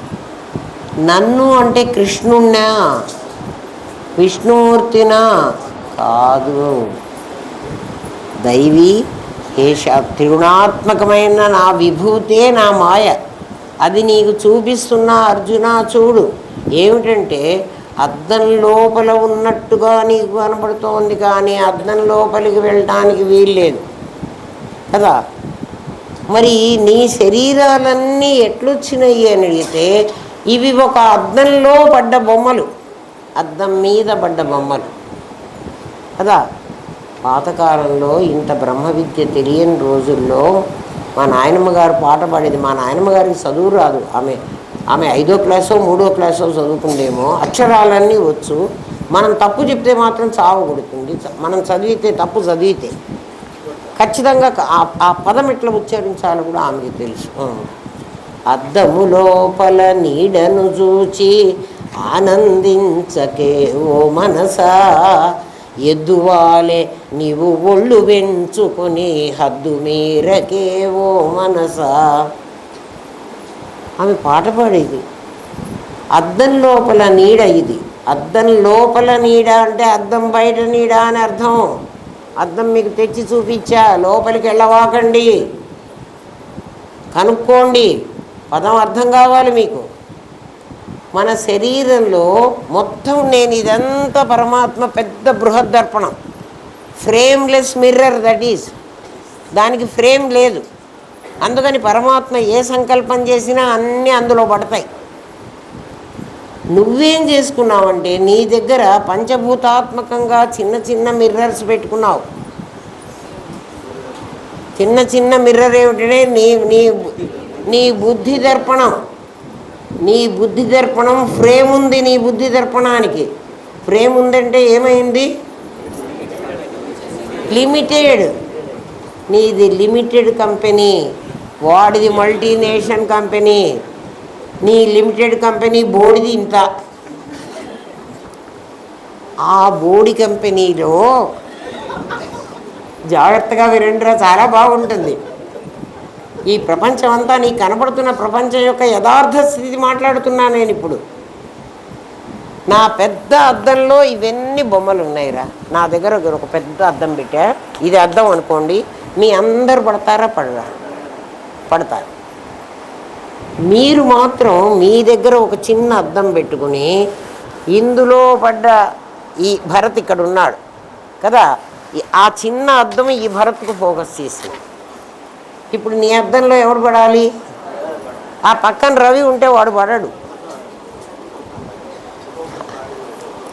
అర్థమవుతుందా? ఇది నిజమని చెప్పడానికి మీకు ఇంకో మాట చెప్తా. అంటే మీ అనుభవాన్ని చెప్పి దాన్ని చెప్పాలి. నా అనుభవం నాకే వస్తుంది, మీకు అది వచ్చినప్పుడు తెలుస్తుంది. తప్పుడు మాటలు మాట్లాడకూడదు. ఏ అనుభవమైనా నీ గురువుకి ఏ అనుభవం వచ్చిందో అది నీకు వచ్చి తీరాలి, లేకపోతే నీ తప్పు. నువ్వు రాంగ్ రూట్లో పోతే నీకు రాదు. ఆయన చెప్పిన మార్గంలోనే వెళితే ఖచ్చితంగా వచ్చి తీరాలి. మనం ఒకళ్ళింటికి పెళ్ళికి వెళ్ళానురా. ఆ పెళ్ళిలో మనకంతా వీడియోలు తీశారు, ఫోటోలు తీశారు. మనకు కాదు, పెళ్ళి వాళ్ళకి, పెళ్ళి కొడుక్కి పెళ్ళి కూతురికి తీస్తూ అందులో మనం ఉన్నాం కాబట్టి మనం కూడా పడ్డాం. కొన్ని రోజుల తర్వాత మనం వాళ్ళ ఇంటికి మళ్ళీ వెళ్ళాం. వాళ్ళు పెళ్లి వీడియోలన్నీ వచ్చినాయండి చూడండి అని మన దగ్గర పెడతారు. ఆ ఆల్బమ్ నీ చేతికి ఇవ్వగానే ముందు ఎవరిని చూస్తావు చెప్పు? అది నీ అనుభవం. ఇప్పుడు ఈ పెద్ద బృహద్దర్పణంలో నుంచి నిన్ను మాత్రమే చూసుకుంటున్నావు. ఎందుకంటే నువ్వు ఆ అద్దంలో నుంచి అంత మేర తీసుకున్నావు కాబట్టి నీ అద్దంలో నీ బొమ్మే పడుతుంది. నీ బొమ్మనే నువ్వు చూస్తావు. ఏమిరా అందరు అదే చూస్తున్నారు కదా. మరి ఈ ప్రపంచంలో అట్టా చూశారురా అంటే నమ్మి చావు ఎందుకు? ఎవడైనా వాళ్ళు ఎట్లా పడ్డారో, అనిత ఎట్లా పడిందో చూద్దాం ఆ బొమ్మలో అంటావా? ఇందు ఎట్లా పడిందో చూద్దాం, ఉమా ఎట్లా పడిందో. కాదు కాదు, ముందు నేను ఎట్లా పడ్డా. ఏమి నీకు, నువ్వు ఎట్లా పడితే ఏమి అనుకుంటావా? ఆహా అమ్మా, మరి ఇక్కడ కూడా అట్లా నేను ఎట్లా పడ్డాను అని పెట్టుకున్నావురా. అందుకే లిమిటెడ్ కంపెనీ. నీ జ్ఞానం పైకి పోవటల్లా, పోదు. ఎందుకని పోదండి? నా జ్ఞానం తక్కువదే కాదు కాదు, నీ జ్ఞానం చాలా గొప్పది. కానీ నీ అద్దంలో పడ్డటువంటి రూపాన్ని మాత్రమే నాది. అది అద్దంలో పడ్డ రూపం నాది, అది మాత్రమే నేను అనుకుంటున్నది. అది కదా. ముక్కుపడక ఏమనుకుంటోంది? నేను మాత్రమే బంగారం అనుకుంటోంది. ఆ గొలుసు ఎందుకు బంగారం అవుతుందండి? నేను బంగారాన్ని. దుప్పదగా బంగారం లక్షణం తెలిస్తే గొలుసు కూడా బంగారం అనవే. ఎందుకని నువ్వు ఒక్కడివే నేను అనుకుంటున్నావు అంటే కారణం అది. నీ అద్దంలో నీ బొమ్మ మాత్రమే పడింది, అందుకని నీవు లిమిటెడ్ అయిపోయినావు. అది అన్లిమిటెడ్ అయింది. అర్థమవుతోందిరా? నీది లిమిటెడ్ కంపెనీ. ఎందుకయింది అని మళ్ళీ క్వశ్చన్ అయ్యి, ఎందుకయింది అంటే నీ ఫ్రేమ్ ఉన్న మిర్రర్ నీది, ఫ్రేమ్ లెస్ మిర్రర్. ఫ్రేమ్ ఉంటే అక్కడికి అయిపోతుంది. నీకు ఫ్రేమ్ ఉంది నీ అద్దానికి, నీ బుద్ధి దర్పణానికి ఫ్రేమ్, అందువల్ల దాంట్లోనే పడుతుంది. అర్థమైంది కదురా? త్రిగుణాత్మకమైన విభూతియే నా మాయ. ఈ బొమ్మ పడడం, ఈ గోళ అంతా ఏమిటి అంటే నీ లోపల పడింది అని నువ్వు అనుకుంటున్నావు, కానీ నిజంగా లోపల పడలేదురా, అద్దం మీద పడింది. లోపల పడ్డ, లోపల ఏముంది? లోపల బయట లేవు కదా. మీకు అద్దం బొమ్మ చూపించాను కదా. మాయ ఏమిటండి అంటే అద్దం లోపలికి వెళ్లకుండా బయటనే బొమ్మ పడుతూ, ఎందుకంటే అద్దం వరకు వెళ్ళి సర్ఫేస్ వరకు వెనక్కి తిరిగి వెళ్ళింది కదా, అది నీకు తెలియకుండా అది బయటదే లోపలిది అని నీకు అనిపిస్తోందే, ఆ అనిపించడం మాయ. ఆ మాయ ఇప్పుడు అద్దాన్ని చూడు కదా, ఇంతకుముందు అద్దాన్ని చూసావు, అద్దం లోపల నీ బొమ్మను చూసుకున్నాను అన్నావు. ఇప్పుడు అద్దాన్ని చూడు, ఇది తెలిసిన తర్వాత అద్దం లోపల లేదు, అద్దం మీదనే నా బొమ్మ పడుతోంది అని తెలుస్తుంది. తేడా అర్థమైందా? మాయ ఇప్పుడు మాయామేతాంతరందితే అంటే నీకు అది అర్థమైతే మాయ నిన్నేం చేయలేదు. ఇప్పుడు నాకు అద్దం లోపలే నేను ఉన్నానని నాకు అనిపిస్తుందా? మీకు అనిపిస్తుందా? ఇంకనిపించదు. ఎందుకని? అది మామేవయే ప్రపద్యంతే అంటే అర్థం అది. నన్ను శరణు పొందితే అంటే నేను జ్ఞానాన్ని అని నీకు అర్థమైతే, నా జ్ఞానంతో నువ్వు చూసి, ఏం జ్ఞానము? అద్దంలో పడదు అన్న జ్ఞానం నీకు కలిగితే అద్దం మీదే పడుతుంది. అట్లా కళ కూడా నీ ఎక్స్పీరియన్స్. కళ కూడా ఏమవుతోంది? నీ లోపల జరుగుతోంది. నీ పక్క పడుకున్న వాడికి కూడా నీ కళ తెలీదు. అంటే కళ నీ మనస్సే నీ చిత్తసాగరంలోకి వెళ్ళి ఆ ఇన్సిడెంట్స్ అన్నీ తీసుకొని వచ్చి నీకు అది చూపిస్తున్నది. అది బయట ఉన్నట్టు చూపిస్తోంది. ఎక్కడ? మంచం మీద నువ్వు పడుకున్నట్టు నీకు తెలీదు. లండన్ రోడ్లు మంచం మీదకి ఎట్లా వస్తాయిరా? ఈ గదిలోకే రావు కదా. నీ లోపల జరుగుతున్న దాన్ని బయట ఉన్నట్టు చూపిస్తోంది, బయట ఉన్నదాన్ని నీ లోపలికి వచ్చినట్టు చూపించింది. దానికి ఒక లక్షణం కాదు, అటు ఇటు 2 లక్షణాలు ఉన్నాయి. అర్థమైందా? కారణం ఏమిటంటే నా దగ్గర ఒక మిర్రర్ పెట్టుకోవడం నా తప్పు. మరి మిర్రర్ ఎందుకు పెట్టుకున్నావు? అద్దం ఎందుకు పెట్టుకున్నావు? నాకు విశేషాలన్నీ ఉండాలంటే అది కూడా ఉండాలి. ఎందుకని? నా సూక్ష్మ శరీరం, మనస్సు, బుద్ధి, చిత్తం, అహంకారం, ఇందులో బుద్ధికి మాత్రమే ఈ అద్దంలాగా రిఫ్లెక్ట్ చేసే శక్తి ఉంది. మనోబుద్ధి అహంకార చిత్తాని నాహం, అది నేను కాదు. నిర్వాణ షట్కంలో ఏమన్నాడు? నీ అద్దమే నేను కాదురా అంటే అద్దం లోపలికి పోవడం, అద్దానికి బయట ఉండడం, మాయ నిన్నేం చేయగలదురా, అద్దమే లేదు పోరా అంటుంటే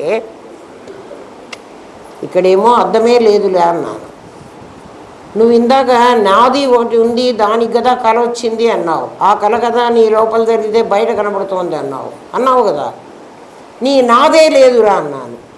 మరి ఇంకా లోపల బయట ఎట్లా వస్తుంది? నీకెప్పుడు నాది లేదని తెలుస్తుందో, నీకెప్పుడు అద్దం లేదని తెలుస్తుందో అప్పుడు ఈ కనపడుతున్న ఈ జగత్తంతా లేకుండా పోతుంది. ఊరికే ఇదంతా మిథ్య, ఇదంతా లేదు, అందాలు ఏం లేదు, అన్నీ మనకు కావాలి. కానీ ఇది వచ్చేటప్పటికి అంటే డబుల్ రోల్ ప్లే చేస్తావా? అద్వైతి డబుల్ రోల్ కాదు, వాడిది ఎప్పుడు సింగిల్ రోలే. అర్థమైందా? ఇది వ్యవహారం అండి, వ్యవహారం చెయ్యాలి కదా. వ్యవహారము సామాన్యము పరమార్థం అని రెండు ఉండవు.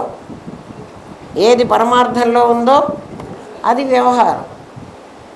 రెండు వ్యవహారాలు, అది ఇది రెండు ఉండడానికి వీల్లేదు. రాముడు గారినా ఉండు, అరుణ్ గోవిల్ గారినా ఉండు. నేను అరుణ్ గోవిల్గా కూడా ఉంటాను, రాముడిగా ఉంటాను అంటే, నువ్వు అరుణ్ గోవిల్గా ఉంటానంటే రాముడి పాత్ర వేస్తున్నప్పుడు చెంప పగల కొడుతుంది దీపిక. ఏమిరా నేను అది కూడా ఉంటాను ఇది కూడా ఉంటానంటే, నాకేమి నేను ఉంటాను కదా అంటే ఉంటావు. అందుకని దైవీ ఇది చెప్తున్నాడు, నా మాయ ఎటువంటిదో చెబుతున్నాడు పరమాత్మ. అసలు భగవద్గీత ఎంత అందమైన గ్రంథం రా, అందులో శ్లోకాలు ఎంత బాగుంటాయి. అర్థమైతే రామనాథం గారు లాంటి గురువు దొరికిన వాడికి మాత్రమే అర్థమవుతుంది, అందరికీ అర్థం కాదు. శంకర భగవత్పాదులే రామనాథం గారి రూపంలో నాకు కనపడుతున్నారు, అందుకే నాకు అర్థమవుతుంది. నాకు అర్థమైనట్టు మీకు చెప్తున్నాను. ఆయన చెప్పమన్నారు కదా, అమ్మ నీకు ఎట్లా అర్థమైందో అట్లా చెప్పు అన్నారు, అందుకని చెప్పేసి వస్తున్నా, మీకు అర్థమైనా కాకపోయినా. దైవీ మాయ అంటే ఏదో చెప్తున్నాడు, వినండి ఒకసారి గుర్తుగా. మాయ ఎట్లా ఉంటుందో చెప్తున్నాడు. మమ్మ మాయ దైవీ ఏషా గుణమయీ. గుణమయీ ఈ ప్రపంచమంతా మీకు జీవుడు జగత్తు ఏమిటో ఎన్నాళ్ళ బట్టో చెప్తూ వస్తున్నాను. జీవుడు మిథ్యాత్మ, జగత్తు గౌణాత్మ. ఎందుకు మిథ్యాత్మ అంటే తను లేనివాడు ఉన్నట్టుగా వ్యవహారం చేస్తున్నాడు. లేనివాడు ఏమిటండి, వాడు పరమాత్మే. కానీ ఎప్పుడైతే ప్రమేయాన్ని చూశాడో వెంటనే వాడు ప్రమాత అయిపోయినాడు, వాడికి ఒక వ్యక్తిత్వం అస్తిత్వం వచ్చింది. లేకపోతే వాడు పరమాత్మే, ప్రమేయం కనపడకపోతే. ఇప్పుడు జగత్తంతా కనపడలేదని చెప్పా కదా, కనపడకపోతేనే పరమాత్మనే. కనపడకపోతే అయితే గుడ్డివాడు పరమాత్మనా అండి? గుడ్డివాడికి కూడా జగత్తు కనిపించదు కదా. కాదు, గుడ్డివాడు పరమాత్మ కాదు. ఎందుకు కాదో చెప్తా. దైవీ హేషా గుణమయి. గుణమయి అంటే గుణాలతో కూడినటువంటిది ఈ ప్రపంచం. అంటే అవ్యక్తమైనటువంటి శక్తి వ్యక్తమైనప్పుడు మాత్రమే త్రిగుణాత్మకంగా బయటకు వస్తుంది. అది ఫస్ట్ రూల్. ఇప్పుడు మనకు కనపడుతున్నది సత్వ రజస్ తమస్ అనేటువంటి 3 గుణాలతో ఉన్నటువంటి వ్యక్తులు కదా. ఒక సత్వగుణం, ఒక రజోగుణం, ఒక తమోగుణం. సత్వగుణం ఆలోచిస్తుంది, రజోగుణం ప్లాన్ వేస్తుంది, తమోగుణం ఎగ్జిక్యూట్ చేస్తుంది. తమోగుణం అంటే ఫిజికల్ బాడీ కదా. ఆలోచించాలి, ప్లాన్ వేయాలి. ఆలోచన లేకుండా ప్లాన్ రాదు. దాన్ని ఇచ్ఛా, జ్ఞాన, క్రియ అనేటువంటి శక్తులు. నేను అనేవాణ్ణి, నీవు పరమాత్మవి. నువ్వు ఆలోచించావు భరత్ అనే రూపం ధరించాలి అని. అట్లా అంటే నువ్వు చాలా కోరికలు కోరుకున్నావురా, వాసనలు చాలా ఉన్నాయి నీకు. అవన్నీ అనుభవించాలంటే అది నేనేవో కొన్ని లిస్టు పెట్టుకొని అవన్నీ కొనుక్కోవాలనుకున్నాను. కొనుక్కోవాలి అనుకోకపోతే నేను బజారుకు పోను. బజారుకు పోయినాను అంటే కొనుక్కోచుకుంటాను. ముందు నా మనసులో ఆలోచనలన్నీ ఉన్నాయి కదా. అట్లా నేను ఈ శరీరాన్ని ధరించాను. సత్వరజస్తమం, అందుకే నామరూప క్రియలు, జీవుడు, దేశకాల వస్తువులు, జగత్తు, ఇవన్నీ త్రిగుణాత్మకమైన మాయ తప్ప ఇంకోటి లేదు. అవ్యక్తమైనది, వ్యక్తమైనటువంటిది మాయ. మాయ ఏమిటి అంటే చెప్పాను కదా, లోపల ఉంటే బయట ఉన్నట్టు, బయట ఉంటే లోపల ఉన్నట్టు కనిపిస్తుంది. అంటే మనకి కళ్ళున్నాయి, చూడగలిగిన మనస్సు ఉంది. ఈ కళ్ళు కాదులే, మనస్సు షష్ఠాని ఇంద్రియాణి కదా, అది అన్నీ చేయగలదు కదా. కన్ను చేసే పని చేస్తుంది, చెవి చేసే పని చేస్తుంది. విశేషాలు మామూలుగా ఒకటి పని ఒకటి చెయ్యదు. అది ఇది కాదు, ఇది అది కాదు, దాని రూలే అది. అటువంటిది మనస్సు అన్ని పనులు చేయగలదు. అటువంటి మనస్సే నీ దగ్గరుండి మరి ఈ మాయ ఇది నా లోపలిది, ఇది బయటిది అని నిన్ను కనుక్కోలేకుండా నిన్ను నేర్పిస్తోందంటే నువ్వేం చేయాలి కదా. అందుకే మన ఏవ మనుష్యానాం కారణం బంధమోక్షయ, నీకు బంధాన్ని కానీ నీకు మోక్షాన్ని కానీ నీ మనస్సే కల్పిస్తుంది. నీ మనస్సే మాయలో పడితే నీకు నామరూప దృష్టి ఇప్పిస్తుంది. నీ మనస్సే యథా పరమార్థంలో పడితే నీకు పరమాత్మ సామాన్య దృష్టికి చూపిస్తుంది. అంతే కదా. కొత్తగా నువ్వేం మారక్కర్లేదు, దాన్నేం మార్చక్కర్లేదు. ఇదంతా గుణాలతో యొక్క సంయోగంతో, గుణాలు కూడా చాలా గుణాలు లేవు, మూడే. మరి 3 గుణాలు అయితే అందరూ ఒకలాగే ఉండాలి కదండి. బంగారం ఒకటే కదండి, అందరి గొలుసులు ఒకలాగే ఉంటున్నాయా అండి? వేరే వేరే ఉంటున్నాయి కదా. ఒకే షేప్లో ఉన్నాయా? మనం అందరం వేసుకున్నామా? మరి వీళ్ళందరూ ఒక షేప్లో ఉండాలని ఎట్లా అడుగుతున్నావు? ఏమిరా మమ మాయ దురత్యయ, నా మాయ దాటడానికి వీల్లేదు. ఎందుకంటే మాయ ఎంత కప్పేసిందంటే ప్రతివాడికి కూడా ఇలాగే కనబడుతుంది. అందుకని ప్రతివాడికి మాయ ఉంది అనాలి. మాయ అనేది ఒక వస్తువేమో, అది ఏదో నన్ను వచ్చి దయ్యంలాగా బట్టి పీడిచ్చిందేమో కాదమ్మా. నీకు బయట ఉన్నదో లోపల యథార్థ స్థితి నీకు తెలియజేయండి మాయర్రా, అంతకంటే దాని డెఫినేషన్ అది. యథార్థం ఏమిటి అంటే అది నాకు ఎట్లా పోతుంది అంటే, నీకు గురువు అయిన వాడు నీకు యథార్థం కనుక చెప్తే నీకు అది పోతుంది. ఏమి యథార్థం చెప్పారండి మీరు నాకు ఇప్పుడు? అద్దం లోపలికి బొమ్మ పోదు కదా. పోదు అని మీరు చెప్తే మేము నమ్మాలా అండి? కాదండి, నమ్మక్కర్లేదండి. అద్దాన్ని చూపిస్తా, దాని లోపలికి ఏ బొమ్మనన్నా నువ్వు పంపగలిగితే అతని లోపలికి పోదు అని నువ్వు కనుక్కో. ఇప్పుడు నువ్వు కనుక్కున్నావు. దేంతో కనుక్కున్నావు? నీ గురువు నీకు ఇచ్చిన మార్గదర్శకత్వంతో నువ్వు పరీక్షించి తెలుసుకున్నావు. అప్పుడు నీకు అద్దంలోకి పోదు అని తెలిసింది.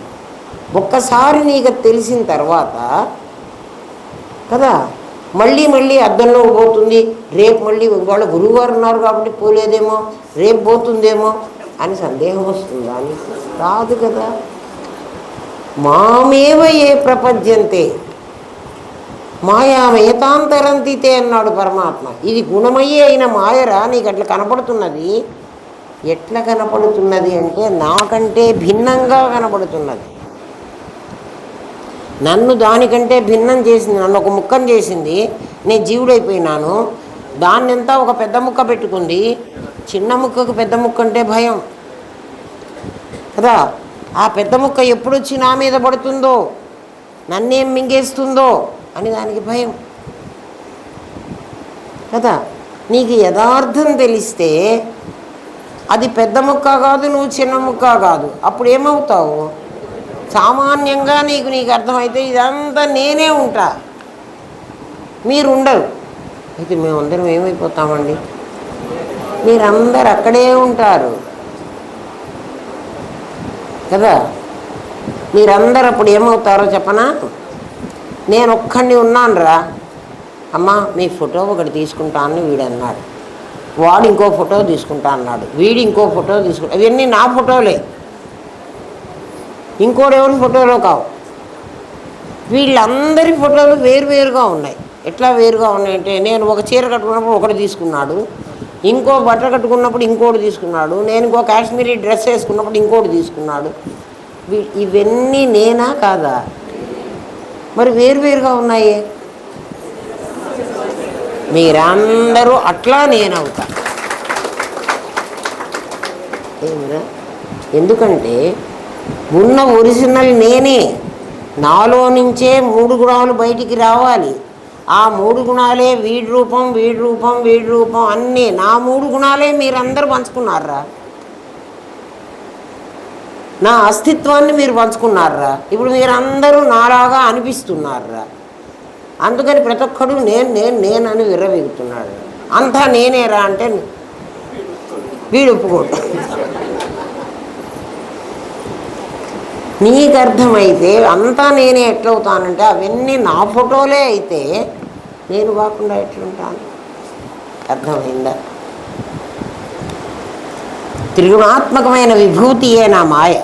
అది నా అధిష్టానాన్ని తెలియజేయక తానే నిన్ను ఆకర్షిస్తుంది కదా.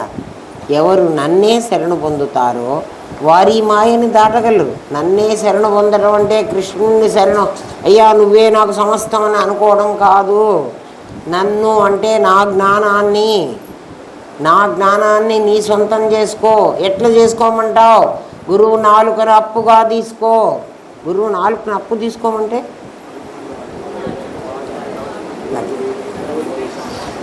గురువు జ్ఞానాన్ని ఆధారం చేసుకుని నీ సంగతి నువ్వు తెలుసుకో.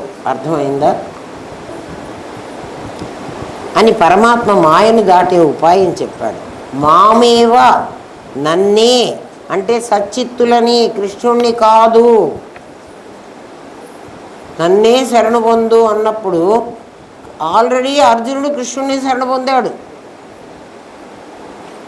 శిష్యసోహం సాధిమాం ప్రపన్నా అని అడిగాడు కదా. అయ్యా నీ శిష్యుణ్ణి, నా చేతిలో గాంధీవం జారిపోతోంది కదా, నేను అసలు నిలబడలేకపోతున్నాను అని రథం మీద చతికిలబడ్డాట వాడు. ఎవడు? అర్జునుడు. మరి కృష్ణుణ్ణి శరణన్నాడు కదా, మరి అర్జునుడికి అవన్నీ ఎందుకు తెలియలేదు? కృష్ణుణ్ణి శరణన్నమని కాదు, మామేవా నన్నే. కృష్ణుని అర్జునుడు పట్టుకోమని కాదు. అహం అనేటువంటి దానికి ద్వితీయ విభక్తిలో మాం అంటాడు. నేను అనేటువంటి తెలుగులో పదానికి రెండో విభక్తిలో అయితే నన్ను అవుతుంది. నేను నన్ను రెండు ఒకటేనా కాదా? ద్వితీయ విభక్తి అంటే నిన్ను నన్ను కూర్చి గురించి ద్వితీయ విభక్తి, నేను అహం ప్రథమ విభక్తి, నన్ను ద్వితీయ విభక్తి. మామేవ అంటే అది అర్థం. ఏమ్మా? అహంను అధిష్టానం అని ఇప్పటి వరకు విన్నావు. పాముగా కనిపిస్తున్న దాన్ని తాడుగా చూడాలంటే దీపం కావాలి. పాముగా కనిపిస్తున్న దాన్ని పాముగా కనిపిస్తోంది, అది తాడుగా కనిపించాలంటే దీపం తెచ్చుకోవాలి. అధిష్టానమైన సచ్చిత్తును చూడాలంటే జ్ఞానం అనే దీపం కావాలి. నీకు సచ్చిత్తులుగా కనబడటంలే, నీకు నామరూపాలుగా కనబడుతున్నాయి. ఆ దీపం గురువు చేతిలో ఉంది. ఆ గురువు ద్వారా ఆగమ రూపంగా ఆ జ్ఞానాన్ని లోపలికి ప్రసరించాలి. అర్థమైందా? దాన్ని ట్రాన్స్మిట్ అవ్వడం అంటారు. జ్ఞానాన్ని వస్తువు కాదు నీకు ఇవ్వడానికి, గురువు బ్రెయిన్లో నుంచి. అందుకని నేను క్లాసులో కూర్చుని పాఠం వినండ్రా అనేది, అది గురువు బ్రెయిన్లో నుంచి ఆటోమేటిక్గా నీకు ట్రాన్స్మిట్ అవుతుంది. అట్లా అని వాడికి తగ్గిపోతుందా? ఎవరికన్నా ఒక వస్తువు ఇస్తే వాడికి తగ్గిపోవాలి, వాడికి తగ్గదు కదా. ఒక మెకానికల్ ఇంజనీరు ఎన్నో మిషన్స్ బాగు చేస్తాడు అంటే వాడి జ్ఞానం పోతుందా? మరి వాడు చేశాడు కదా ఆ పని. ఇది కూడా అట్లాంటిది. అందుకని ఎవడన్నా గురువు లేకుండా నాకు విద్య వస్తుంది అంటే రాదమ్మా. మరి అటువంటి పొజిషన్లో ఉన్న గురువు ఎట్లుండాలి? వాడు ఓవర్ హెడ్ ట్యాంక్ లాగా నిండా నీళ్లు నింపుకొని ఉండాలి. అందుకని గురువుగా అందరు ఉండడానికి వీల్లేదు. నేను తిట్టానని అనుకోవాకండి. ముందు మీ ట్యాంక్ నింపుకోండి, తర్వాత ఇంకోటికి చెప్పేది చూడండి. ముందు మీరు బతకండి, ఇంకోటి బతికిచ్చే సంగతి తర్వాత. మనం ఏమంటాం, ఎవరికన్నా నాకు 25 ఏళ్ళు వచ్చినాయి పెళ్లి చేయమని ఏ కొడుకన్నా తండ్రిని తల్లిని అడిగాడు అనుకోండి, వెంటనే ఏమంటాం, ఒరే నిన్ను నువ్వు పోషించుకోవడం ముందు నేర్చుకోరా, తర్వాత పెళ్లి గురించి ఆలోచిద్దాం. అంటే నువ్వు నిన్ను పోషించుకోవాలంటే నువ్వు ముందు ఉద్యోగం సంపాదించుకోరా, తర్వాత పెళ్లి చేసుకుంది. కానీ ఎందుకంటే ఇంకో దాన్ని పోషించాలి. గురువు కూడా అదే చెబుతాడు, ఒరే ముందు నువ్వు సంపాదించుకోరా కదా. నీకేదో కాస్తదే కానీ నేను కనుక గురువు అయిపోతాను అంటే నీవు తర్వాత తెలుసుకోవడం నీకు చేత కాదు. ఎన్నిసార్లు చెప్తాను నేను అదే మాట. ఇంకా రాదు నీకు, నువ్వు నేర్చుకోవడానికి వీల్లేదు. ఒక్కసారి నువ్వు ఆ పొజిషన్లో కూర్చున్నావు అంటే నువ్వు చదువుకోవడానికి లాభం లేదు, నీ ఇష్టం. అందుకని యాజ్ఞవల్క్యుడు మైత్రేయితో ఏమన్నాడు, ఆత్మావారే ద్రష్టవ్యో, ఓ మైత్రేయి ముందు ఆత్మను చూడు. చూడు అంటే మాసర చూడు, ఆత్మ ఎట్లుంటుందో తెలుసుకో. ఆ తర్వాత ఏం చేయ, శ్రోతవ్యో విను, చచ్చెట్టు కూర్చొని విను. చెంపలు పగల కొడుతుంది. ఇప్పుడు నేను వినను అంటే నీ బతుకులు వేస్ట్, నీ ఇష్టం, చావ కొడతారు. ఏమో ఇంత దూరం అయినా పోయి కూర్చొని చచ్చినట్టు కూర్చొని విను. వినకపోతే నీకు ఇది రాదు, దానికి ఏదో వచ్చేది కాదు. అట్లా వచ్చేటైతే యూనివర్సిటీలు ఎందుకురా, ఎవరికి వాడు పుస్తకాలు పెట్టుకొని చదువుకోవచ్చు కదా. పుస్తకం చదువుకుంటే నీకు అర్థం కాదు, అంతే. ఆ జ్ఞానంతో నీలో ఉన్న చిత్ అనే తాడును నువ్వు చూడగలవు. పౌరుషం ఋషు, నరులలో పరాక్రమాన్ని చిత్ అంటారు. ఇందాకే చెప్పా, మీలో కనపడేటువంటి కళ, ఆ కళని చిత్. చైతన్యం అనేది కళ, దానికి ఉద్వేళన అనే శక్తి ఉంది. ఉద్వేళన శక్తి అంటే మనం బంగారాన్ని ఇట్లా ఇట్లా తిప్పుతుంటే ఇటువైపు ఒక మెరుగు, ఇటు ఒక మెరుగు. చూడండి, తిప్పండి, డైమండ్ని తిప్పండి, ఎట్లా కనిపిస్తుంది? వేరే వేరేగా కనపడుతుంది. అందుకే అన్నమాచార్య ఒక పరికొక పరికొయ్యారమై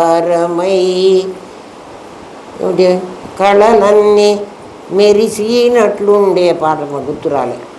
ఒక పరికొక పరిగొయ్యారమై మొగమున కళలన్నీ మెరసినట్లుండే. అమ్మవారి పోలిక అట్లా ఉండే ఆ కళ. ఒక పరికి ఒక పరికి, ఒకసారి చూస్తే ఒక రకంగా, ఇంకోసారి చూస్తే ఇంకో రకంగా. దాన్ని ఉద్వేళన అంటారు, ఆ శక్తిని. మనం ఒక మనిషిని ఒక యాంగిల్లో చూసినప్పుడు ఒక రకంగా కనబడతాడు, ఇంకొక యాంగిల్లో చూసినప్పుడు ఇంకో రకంగా కనబడతాడు. అంటే ఈ కళనే, దాన్నే కళాంశ అంటున్నారు. ఆ కళని నువ్వు ఇష్టపడుతూ, కళ కాదు నేను ఆ వ్యక్తిని ఇష్టపడుతున్నా అనుకుంటున్నారు. ప్రేమ అదే రా. లవ్ ఎట్ ఫస్ట్ సైట్ అన్నాడు కదా. సైట్ ఏం చూసావు? కళ చూసావు, మనిషిని కాదు చూసింది. ఏకం విజ్ఞానేన సర్వం విజ్ఞాతం భవతి. నీ నిజ జీవితంలో నీకేం జరుగుతుందో నీకే అర్థమవుతుంది. అది నిరాకారం, దానికి ఆకారం లేదు, చూపించడానికి వీల్లేదు. చూపించాలంటే మళ్ళీ నీ నాది మీదికి రావాలి నేను. ఆ కళని నీకు చూపించాలంటే, అందుకని ఋషు అంటాడు, పౌరుషం ఋషు అన్నాడు కదా. కే పౌరుషం అన్నీ ఆకాశానికి. ఇదిగో రసోహమప్సు కౌంతేయ ప్రభాస్మి సూర్యయో ప్రణవ సర్వవేదేషు శబ్దం కే పౌరుషం ఋషు. ఋషు అంటే మనుషుల్లో, మనుషుల యందు సప్తమి విభక్తి అది, అందుకని ఋషు అన్నాడు. ఏమ్మా, అది నిరాకారం. దాని పనులను బట్టి దాన్ని గుర్తించాలి నువ్వు. ఉండడం దాని అస్థి, ఎరుక దాని భాతి. అది కంటితో చూడటం, చెవితో వినడం, ముక్కుతో వాసన చూడటం, నాలుగుతో రుచి చూడటం, స్పర్శేంద్రియంతో శీతోష్ణాలను గుర్తు చేయడం చేస్తూ ఉంటుంది. ఇవన్నీ దాని విభూతి, అది అధిష్టానం. జంతువుల్లో అది వాసనా జ్ఞానంగా, మనుషుల్లో వివేక జ్ఞానంగా అదే కనిపిస్తున్నది. విభూతిని మాత్రమే చూడగలిగే నీ దృష్టి సామాన్యాన్ని చూడలేకపోతోంది. గురువు నీకు సామాన్యాన్ని చూడగలిగే జ్ఞాన దృష్టి అనే అద్దాలను ఇస్తాడు. చూసేవాడివి నువ్వే, గురువు చూడడు, వాడు చూడడు, నువ్వు చూడాలి. చూసే అద్దాలు మాత్రం వాడిస్తాడు. ఈ రేపు క్లాస్లో చెప్తారా? 7:50 అయింది, అందుకని. ఓం తత్సత్. స్వస్తి ప్రజాభ్య పరిపాలయంతాన్యాయేన మార్గేణ మహిన్మహీష. ఓ బ్రాహ్మణేభ్య శుభమస్తు నిత్యం. లోకా సమస్తా సుఖినో భవంతు. ఓం పూర్ణమదః పూర్ణమిదం పూర్ణాత్ పూర్ణముదచ్యతే పూర్ణస్య పూర్ణమాదాయ పూర్ణమేవావశిష్యతే. ఓం శాంతి శాంతి శాంతి. ఓం నమో బ్రహ్మాదిభ్యో బ్రహ్మ విద్యా సాంప్రదాయ కర్తృభ్యో వంశ ఋషిభ్యో గురుభ్యో నమో మహద్భ్యః. సర్వోపద్రవరహిత ప్రజ్ఞానఘనః ప్రత్యగర్ధో బ్రహ్మైవాహమస్మి బ్రహ్మైవాహమస్మి బ్రహ్మైవాహమస్మి.